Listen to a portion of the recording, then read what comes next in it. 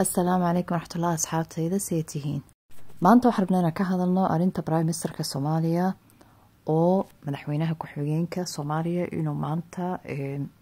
meesha UN-ta caalamiga ah inuu af Carabi uu hadalkiisa uu ku bedelo inta af Soomaali ku hadli lahaa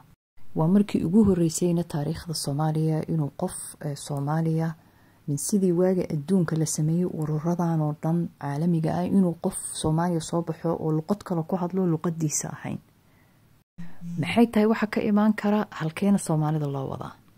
waxa soo dhan waxaan ka hadlaynaa fiidiyogan insha Allah fiidiyo degdeg u noqonaya ayu qof Soomaaliya muhiim bay u tahay information fiidiyogan inuu ogaado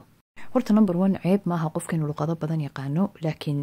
waxyaalaha oo saxda ahayn waxa weeye meelaha maxaafilka duwaliga ah oo luqadaha badan la ogol yahay inaad ku hadashid luqadaadi ahayn هذا for example ururka carabtanka ku jirno waa lagu hadli karaa af Carabi because waa urur carabeed kulligood hal luqad bay ku hadlaan laakiin United Nations kale boqolaal luqada saaxiib meeshan lagu hadlaa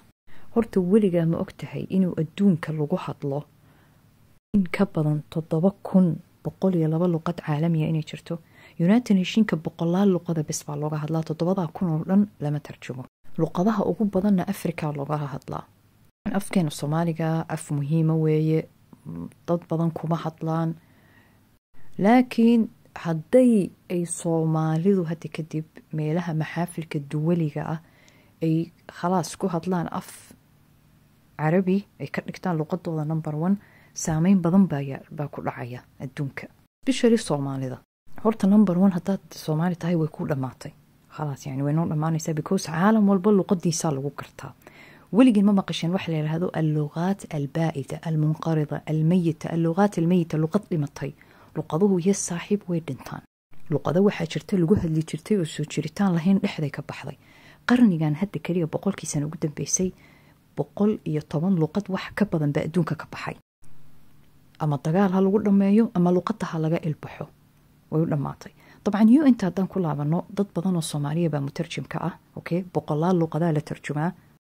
طبعا قف والبا لغتان بو ترجميا لغدو قرانيو صومالي برتقالي صومالي انجليزي صومالي اما اي لغة عالمية او ان قرانيو حتى هديتي فلبيني محان دعايا صومالي دا هدي يو انت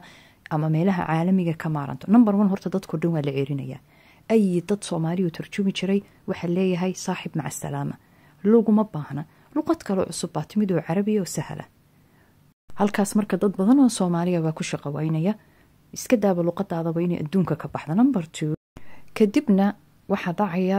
hadaa tirahdina dadka Carabiga to Carabi ban tarjumaya Carabi to luqad kala Soomaaliya Arab ba meeshan faadhi 20 qof bay lagu fadhiya saaxiib meesha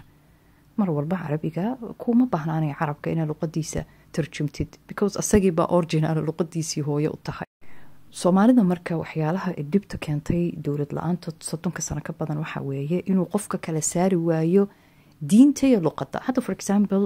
ninka dhan oo Cuthmaaniga oo caalamka islaamka dhan xukumayay 600 sano ka badan oo maanta ku matalan Turkida markay baxaan caalami ama ha noqoto UN-ta ama ha noqoto xataa neetahay ku jiraan saaxiib ninka Turkiga afkiisa Turkiga buu ku hadlayaa Turki jeebiliyoran buu ku leeyahay waana loo tarjumayaa asagoo muslina oo muslimka haga jiray even haddaan fiirino nimanka ugu tiro badan xataa caalamka islaam dawladda muslimka ugu badan waa Pakistan to xataa carabtu markay u galaan oo looga yeero wuxuu ahaa shirarka carabta iyo economiga ama culture-ka ah dadkan waxay ku hadlaan luqadooda Pakistaaniga oo ah ordo waana loo tarjumaa hadday Carabi ku hadlaan waa ayagu axaadiista ama quraanka istishaad ku sameeya taasna diintoodii may uga bixin oo still waa dad marka Soomaalida ma kala saari taqaano culture iyo diin laba luqadna waa yeelan kartaa Soomaalina waa ku hadli kartaa Carabina waa baran kartaa adoo istirtirin waxa jirta wax la yiraahdo tadhiir thaqaafi culture-ka in laga tirtiro lagu dilo adoo nool halkan waxa ku qoran East Africa waa dad mutakhalifiina waxay sameystaan male soo saar male marka khasab way afsawaaxiliga inay bartaan oo dhex galaan meesha warsaas kaliya maaha maabka xataa marka luqadaha Afrika laga hadlayo halkan waxa lagu qorayaa Soomaaliya amxaarta iyo luqadda Oromada meeshan ku qoran yani Oromadu xataa dawlad lahayn baa lagu ictiraafaya luqadooda even haddaad maabka carabta gashid halkan saaxiib waxa lagu qorayaa af Carabi waxaana ogaataana luqadda Soomaaliga luqadahan oo dhan adduunka ka farcantay that's why dagaal lagu hayaa oo lagu tirtirayaa sida luqadahan oo dhan ee asalkooda la oran Soomaali buu ahaan jiray la soco hawsha